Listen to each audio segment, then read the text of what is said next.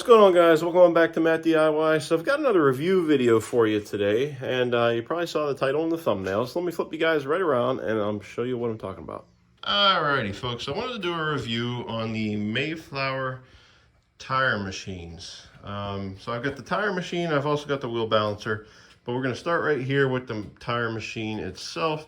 I wanted to kind of go over it now that I've been using it a long time, kind of tell you what I like, don't like, things like that, if I recommend you to buy it, and then also talk about the wheel balancer as well. So guys, I've had these things for about 2.5, almost 3 years now, and I've changed probably upwards of 100 plus tires on these machines.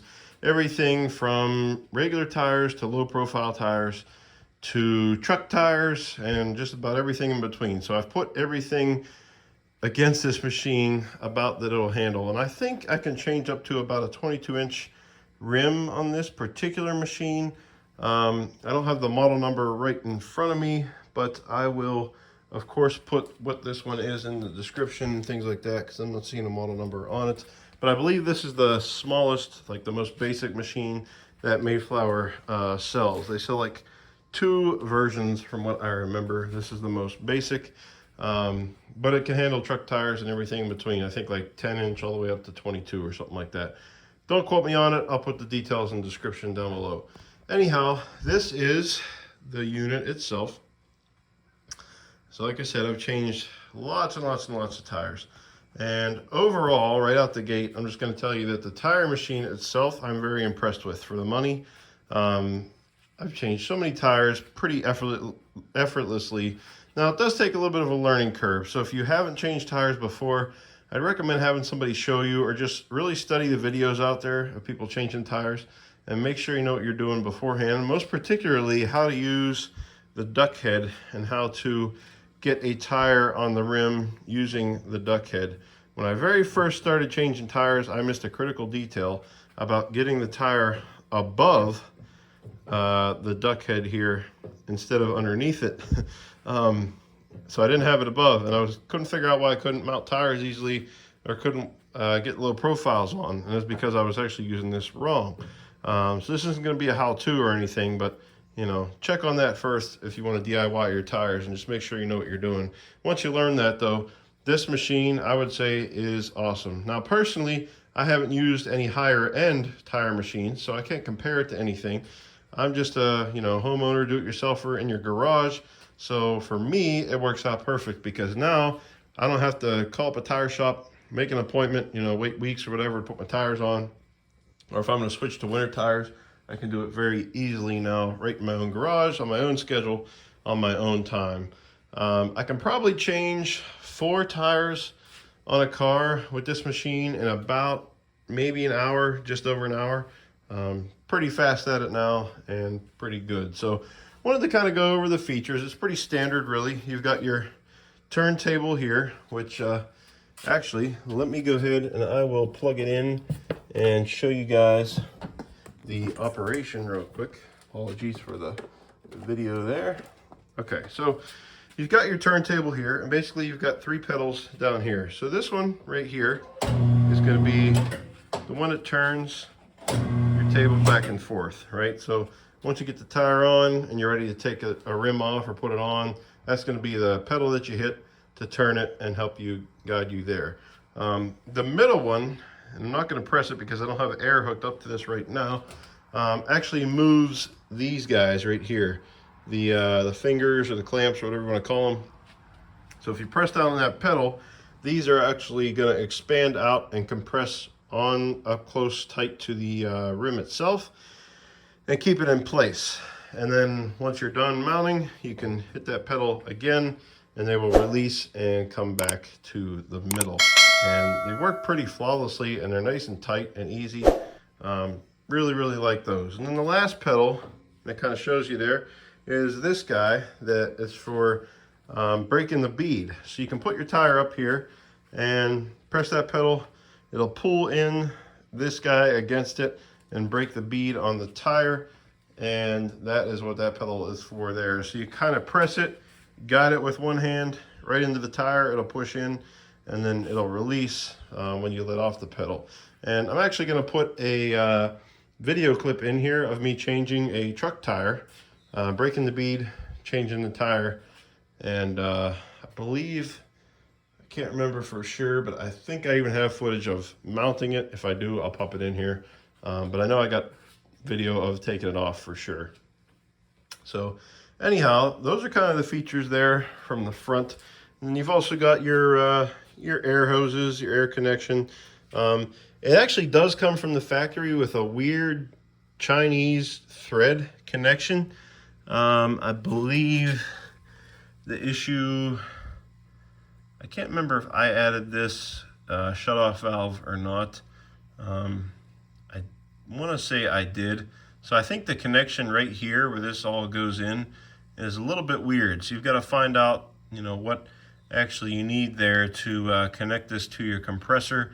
But I was able to do it with, you know, some standard connections and some thread tape. I was able to get that in properly, but it is a weird, you got to play around a little bit and figure out the right connections. If I remember what I did to do that, I'll link it down below. I think I just used standard stuff though with some thread tape, and it's been working out just fine. But other than that, it comes pretty much out of the box ready to use. It comes with a nice manual. So the manual's got everything in it you're going to need to help you get started. It also comes with the bar here for getting the tire up off of the rim and over the duck head. So that comes with it as well. It's also got the reservoir for the, I just use soapy water to kind of lube up your rim as you're mounting the tire back on. It includes that as well. It also includes your air filler right here that's attached to it in line, and that allows you to fill up your tire to the proper spec once you do mount it. And you got your spring-loaded adjustable duck head here with the lock that locks it in place. Guys, it's basic, but for what it is, it does what it's supposed to do great. Like, I have no trouble using this machine at all to do what I needed to do and to change tires without any problem whatsoever. It works great. Once you know what you're doing, like I said, you can really change tires on this thing super easy, and it works really well every time. The one thing I have noticed is the motor that actually turns this turntable though, it actually does take a lot of power. So you probably want a 20 amp circuit at least in your garage to handle it. I know if I have that and my freezer going at the same time, it will kill the breaker. So just something to keep in mind if you're on a 15 amp or lower circuit in your garage. You might want to wire a new one, or just be aware that this does take a lot of electricity. But before I keep talking any longer, I'm going to go ahead and insert the footage in here of me changing a tire. So as you can see, this is a relatively large truck tire. And I'm just going ahead and getting the bead broken on it first. So you can see, all you got to do is press the pedal, and then the machine's just going to pull in that side arm there and just break the bead. And it's got tons of power. This is an 18-inch truck tire, and it has no trouble whatsoever breaking the bead. And I've never run into anything that it actually has trouble breaking the bead on. I've never had a problem. It does get everything I've put up against it. Once in a while, you got to adjust it a little bit here and there to, you know, maybe take a second pass at the bead or something like that. But plenty of power in the arm. For it being air power, it just breaks that no problem. So you can see that in a little clip there. And then we're moving on. I've got the tire on the rotating table of the machine, and if you just get the lip of that tire up over the duck head, you'll watch me spin it here, and it's just going to spin that tire right off of the rim effortlessly. Super easy. Don't have to really put much elbow grease into it. That's the beauty of this machine. It's not going to take much physical work from you once you get that up over the duck head. As you can see, it peels the tire off real easy there as well.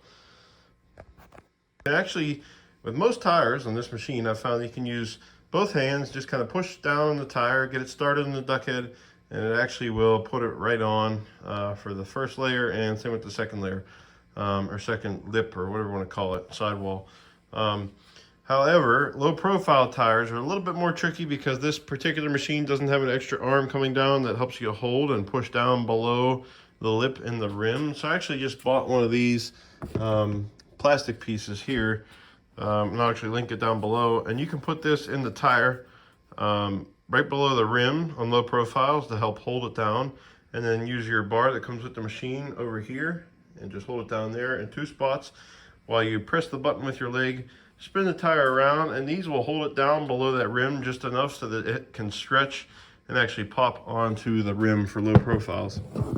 And I found that's pretty necessary for anything low profile where the middle number on the tire size is like 50 or lower. I've found that that's pretty necessary, but 55 and above, pretty easy. Anyways, guys, that's about it for the tire machine itself. Again, highly recommend, definitely worth it. Yeah, I don't really have anything bad to say about this particular machine. Now, this did come in a package. I did buy this with the wheel balancer. Let's swing over to the balancer and I will talk about that. All right, guys, so here is the wheel balancer. It's the Mayflower wheel balancer. Again, don't have the numbers or the model number offhand, but I will link these both down below. Pretty common. You can get both of these, eBay, Amazon, anywhere like that, and also Mayflower's website. So this is it. So I'll go ahead and plug it in and show you kind of how it works. Overall, on the wheel balancer, I will say it's kind of like you get what you pay for.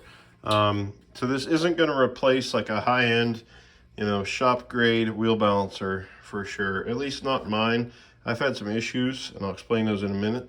But I don't think it's going to replace anything like that. But for the price, if you're a do-it-yourselfer in the garage or you're doing tires for friends and family, no issue whatsoever. This is going to get the job done, no problem at all. So it's got all kinds of settings, static and dynamic, and then you've got 3 different aluminum type settings, just depend on your wheel and where you're putting the weights, if you're putting them on the edge of the if you're putting clip-ons or if you're putting stick-ons and things like that. And then it's got 3 measurements that you take on the tire distance. You got this measuring stick right here where you pull out measure the distance to the rim, and that's where you're going to enter that number in there first. Then you're going to do the BR, which they give you a little measurement tool right here that actually gives you that measurement, and you enter that as well. And then diameter of the wheel, you can do that as well there. And then you basically hit start, it runs, tells you where to put the weights, things of that nature. However, I have found that with this wheel balancer, I am chasing weights quite a bit. And by chasing weights, I mean it gives you a reading, you put the weights on, it comes back, gives you another reading, you put the weights on, it comes back and actually wants you to put more weights on. At that point, guys, you got an issue with either your machine, your rim, something like that. But for me, because I've changed so many different rims, I know it's that the balancer is just not quite working exactly properly. Basically, it'll chase weights quite a bit. Regular static and dynamic, where you're just using clip-on weights on each side, no issue there. However, and it'll always balance out with static stick-on weights as well. But on some of the aluminum settings for aluminum rims, where alloy rims, where you're doing, a stick-on the inside of the rim and you're doing a clip-on the outside, I've had some issues with it actually balancing properly. So I actually did reach out to Mayflower. They're quick to respond and help, and they provided some resources for calibration and things like that. So I did do all the calibrations. I also leveled the machine, screwed it into the floor like they say, did all necessary steps. I'm still having that issue with aluminum alloy rims, but you know what, for me, not a big deal. They probably would even, like they mentioned, if I'm still having issues, I can actually send them a video of what it's doing and things like that, and they'll send me like a new sensor and stuff to put in here, and maybe that would resolve it. But for me, it's still balancing out on some of the other settings that I can use, so it's really not that big of an issue. Also, I've found that if you take the first reading it gives you and you add the weights, typically that's pretty darn close. I've never had a car vibrate or wheels vibrate or anything like that. So if I balance it and take the first reading, that's usually fine too, even though it doesn't say 0, 0 on the screen. That's usually pretty darn close. So not a huge deal for me. However, keep that in mind that it doesn't always balance perfectly, at least for me. Maybe yours will, but I wanted to put that out there that I have some issues with it actually doing that. It's probably just the fact that it's a Chinese cheaper machine. Not going to replace your higher end coats and things like that that are out there. But for the, you know, DIYer that changes tires once every few months or something like that for people, definitely works. And I probably balance, like I said, on the tire changer itself, balancer, I probably balance like 100 wheels, and I haven't had one single wheel vibrate. So, you know, that's pretty good too. Even though the screen doesn't say 0, my wheels are rolling just fine, no vibrations or anything, or uneven wear or anything like that. So I'd say it's balancing out pretty good. They also do give you a hammer with it, and this takes wheel weights off, and also you can hammer them on. So that's nice that they give you that. And they give you a bunch of different pieces like this to put on your shaft there for different rim sizes. I also opted and bought extra truck-sized ones. I believe I got those on Amazon. I could probably link those down below, just for truck rims. And all the wheel weights, they don't come with it either. I bought those separately as well. I've got clip-ons, stick-ons, all different kinds, depending on what car I'm doing it on. So those are all separate as well. But they give you the basics to get started. They don't give you the wheel weights. They do give you a calibration weight, this 100 gram, so don't lose that. This actually clips on to a steel rim or a rim you're using for calibration. So don't lose that, or you probably won't be able to calibrate your machine. Good to keep that nearby in case you do need to do that. So overall, would I recommend this wheel balancer? For the price, I'd say yes. You know, and when I first started out using it, it actually was balancing 0, no problem. So my hunch is that there's an issue with the sensor. One of these days I could probably record a video of the issue I'm having, and Mayflower would probably replace it for me.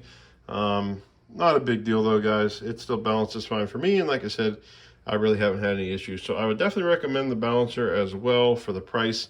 In fact, buy them as a package deal. And I think, you know, they're right around, is it maybe 2,000, somewhere around there-ish dollars.